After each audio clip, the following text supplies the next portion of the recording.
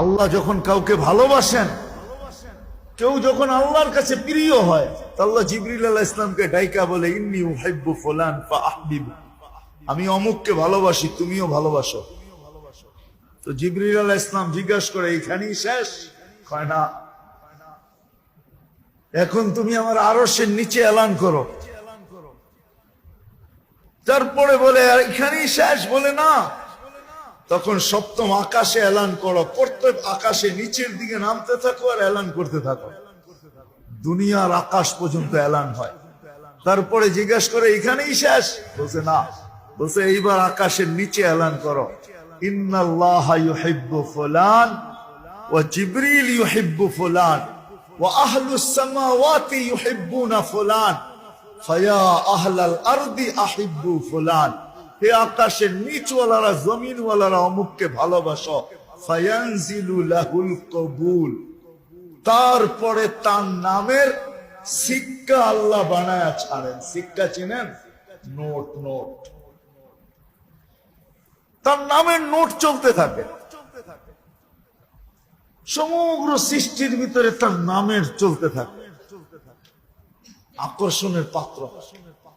কিন্তু শর্ত হলো দিলেই কথা, যখন আমি ধ্যান, খেয়াল, একাগ্র চিত্তে মনোযোগ সহকারে শুনব, চুপচাপ, নড়াচড়া ছাড়া, আর আমার দিলে যেন গাথে, দোয়া করতে থাকা যে আল্লাহ দিলে গাইথা দেন, দিলে গাইথা দেন, দোয়া করতে থাকা।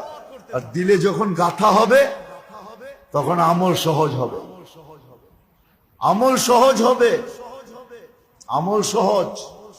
আর আমল যখন হবে তো কসম খোদার আকর্ষণের পাত্র হয়ে যাবে, সৃষ্টির কাছে আকর্ষণের পাত্র,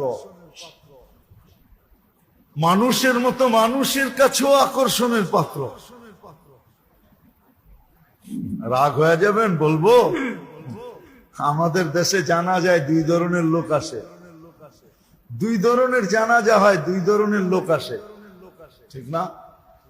এক ধরনের জানা যায়, দেখবেন যে কারা আসে, কারা, দুই একটা উদাহরণ দিব। আহমদ শফি সাহেব রহমতুল্লাহ জানাজা হয়েছে, তো কারা আসছে? কারা? আরো জানাজা হয়েছে বাংলাদেশে, আরো হয়, কিন্তু কারা শরীক হয়?